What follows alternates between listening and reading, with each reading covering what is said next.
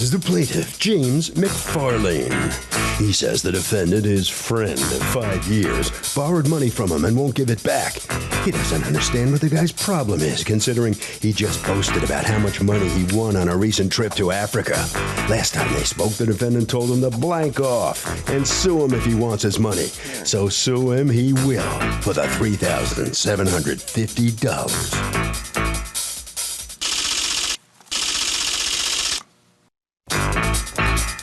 This is the defendant, Andrew Heller.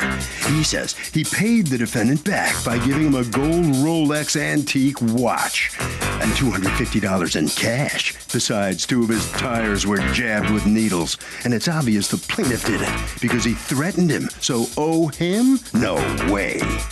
He's accused of letting a good friend down.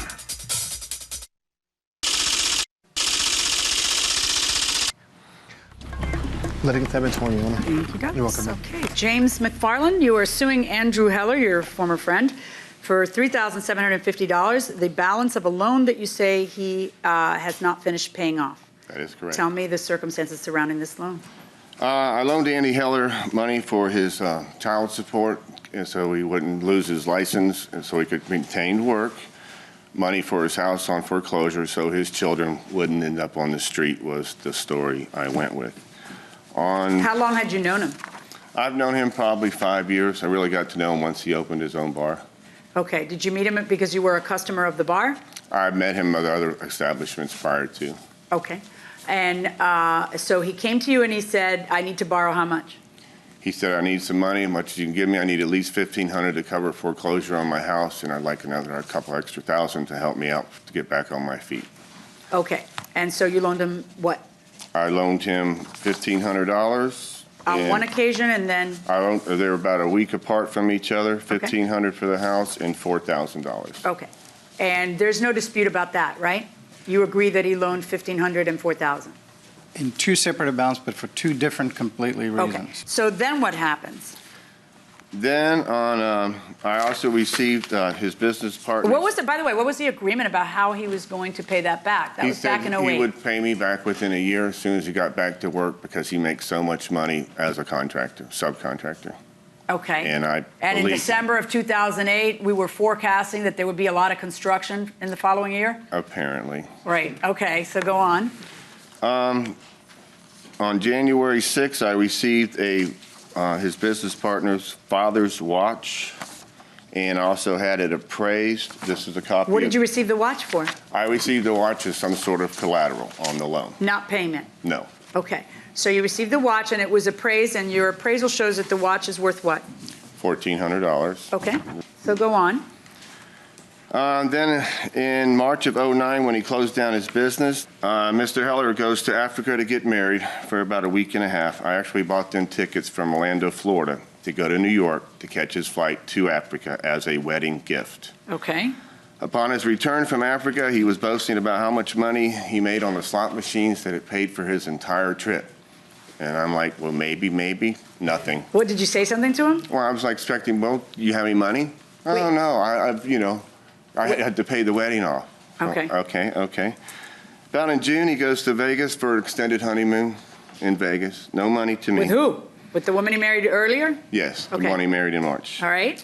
In July 09th, he had a party for everybody, friends and family at Siesta Largo Clubhouse, which some friends flew in from out of state. For the wedding, like as a wedding? He did a wedding party back home. Did you attend that? Yes, I did. And I was like, you know what? Nothing, okay? Okay. Was that, did it look like a pricey party? Is that what? It was. Well, you had to rent the clubhouse. There was plenty of food, drink. So your feeling is if you can pay for that, why don't you just pay me the rest of the money? At least, $20 a week. Well, did you ever say that to him? Any token, yes. This is the notice I sent him in May. Did you ever receive any payments on the loan? Just 3 payments in 2010. So you maintain that you've been paid an actual cash as opposed to other things. One was a check. And it was for of how much? $1,750?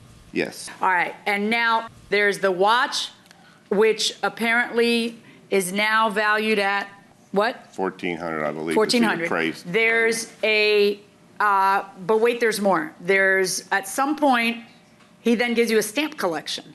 Yes. And that is when? August 2010. You have it here? Again, this is from his business partner's fathers. Yeah, but who gives it to you? He does. He's had it in his possession. In 2010, which is now 2 years He's later. had that since the beginning of 2009, telling me how much money it's worth, and I finally got it in my hands to go get it appraised. Okay, and what was it appraised at? Nothing. What do you mean? Unless you have a niece or a nephew that's interested in collecting stamps for his travels, that's pretty much what it's worth. Oh, what are the ages of the stamps? I don't know. The guy looked through it pretty thoroughly, and he said there's nothing there. Do you have that in writing? No, I don't, because Because you have the other estimates in writing. What do you? I didn't pay for an appraisal on that. Got it. How does it finally end between the two of you?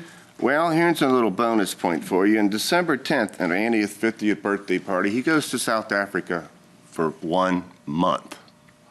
And that really got me. Then in February 25th of 2011, I asked if he had any money for me. He said, "Why are you asking?" I said, "I have 3,750 reasons to ask you." Okay. My phone exploded with texts. One of the very best ones that I think you might want to know was, "I was told to off you arrogant something, as you will never see another penny, so sue me." All right, what's going on, Mr. Heller? Well, I believe that he was paid in full. Okay.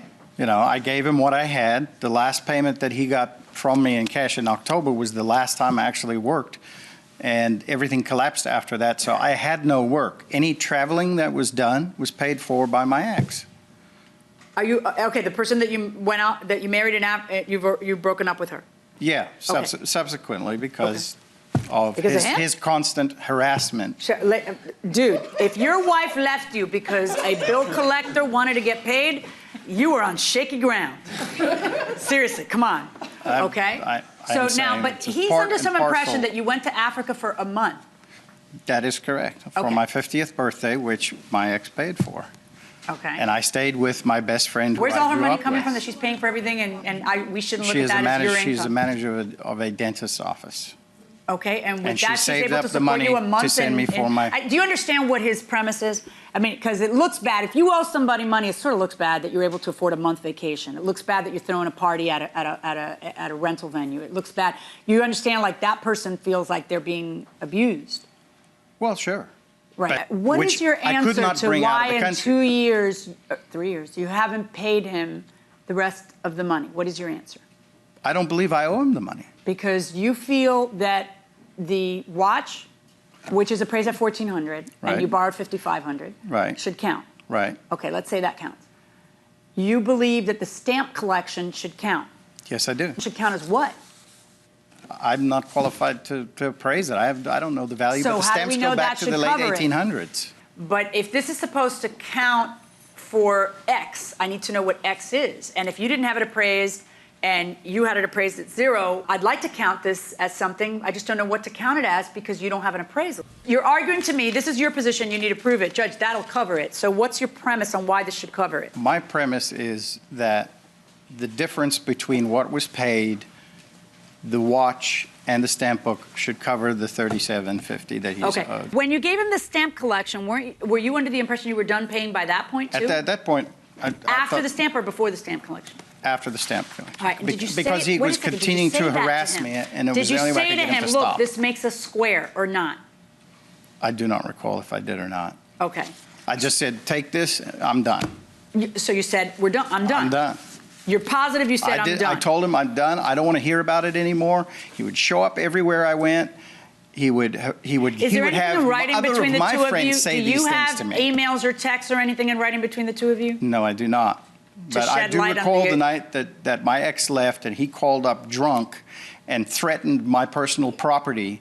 And it was funny that within 7 to 10 days after she left, after he called me up drunk threatening me, that my truck got damaged to the tune of about $800. That You have a date on holes that? were stabbed into my truck tires. Holes were set into your truck tires? Yes, on the sidewalls. So that Was your wife angry when she left? couldn't tell you. We weren't talking at the time. No, but I mean, is she a possible suspect? I asked her, and she said she would never do such a thing. Okay. So I I guess that no wraps proof. that up. Okay. No, I have no proof. Right. But I'm saying, but he did say he was going to damage my personal property, and he What did did he- constantly tell me about threaten the threats. What did he and say? I called the police, and the police called him back and said, "Are you threatening Mr. Heller?" And he hung up on the police. Really? What kind of police officer gets hung up on and doesn't go to his house? I can't tell you. And welcome back to the People's Court. Harvey Levin here. So if somebody borrowed money from you, didn't pay you back, and then they're going to Vegas throwing parties, would you sue them, even if they're good friends? I would sue him. Yep, I would. I mean, Even if they're good friends, you'd forfeit the friendship. oh man, now you make me sound. No. I mean, I would stick with your answer if I were you. What do you think? I wouldn't sue him. You would not sue him. You'd let him walk all over you. A friend indeed is a friend. Would they friend be- Indeed is a friend indeed. Would they really be friends? Would you be resentful of them? Maybe a little bit, but Would you sue him? Come on, say yes, please, just for me. Yeah, I would. Thank you. Going inside the courtroom.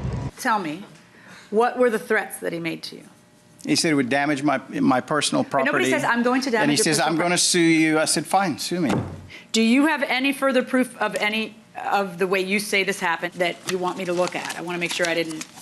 No, other than you've got the copy I sent him. You don't have it? Hold on a second. Whose phone is that? That was mine. I have a recording from him. They told me Oh, to well, then let me hear it. turn. That's where we're going. Okay. I hope I never see you or talk to you again, but I'll see you in court. Good luck with that one, champ. You're up.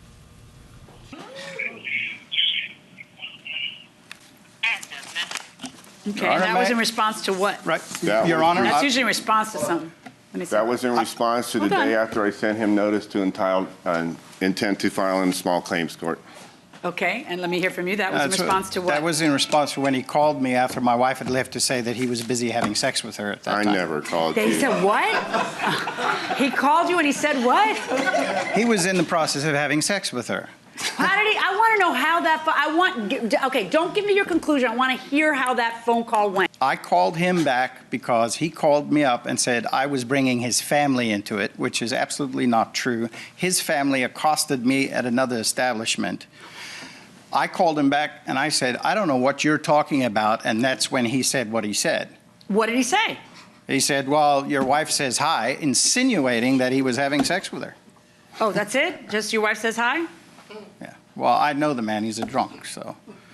And these are the phone calls and things that I get in the middle of the night and nasty texts after he's had, countless vodkas. Okay. All right. You acknowledge that you've been paid $1,750. You acknowledge that you have a watch that's worth $1,400, which you're not accounting for here at all. He can have the watch back. Okay. All right, here's where we are, folks. I don't know what the stamp collection is worth. This is going back to you. It's not being counted. He doesn't want it. It's not worth anything, according to him. So maybe it is worth something. I don't know whether it is or not, but that's going to be up to you. I can't count this as $2,000-something unless you can prove that it's worth that. Okay? But I am going to count the watch. So when we have the $1,750 off the loan and we have the $1,400 off the loan, what I am left with is $2,350 that I believe you still owe. And you may be angry with his collection methods. He may be frustrated with his collection methods, but the deal is the deal. And the deal was supposed to have been paid back in a year. I do believe that. And you have to do it. $2,350 verdict for the plaintiff. Just hold on right there, please. Well, so the law says this was a personal loan for which you are responsible. And so what's your feeling on what he got out of this? Well, he got what he wanted, I guess. Who was there when you needed someone? Well, he was. I mean, we had an agreement, but it just became, ridiculous in the insults and the problems it was causing amongst the friendships. Yeah, that's and it money, had to stop. Cases like that come in here every day with money breaking up friendships. I wish the man well. Yeah. I don't wish anybody any ill will. Well, you I got your wish him stamp well. collection back. Hey, I'll keep it, give it to my kids. All right, you head right around the corner there, and good luck. All right, so you didn't get everything you sued for, but you're satisfied with what Close you enough. did get. It's better than nothing, and I'm quite happy with the decision and the opportunity to plead my case. Why no agreement, written agreement, how much and so on, and every detail? Man-to-man handshake, seeing him live a good life, going on trips, vacations, spending money every day, all day, other places, not even able to give me $10, $20, but just kind of like, yeah, too bad, eat your own. Why no written agreement?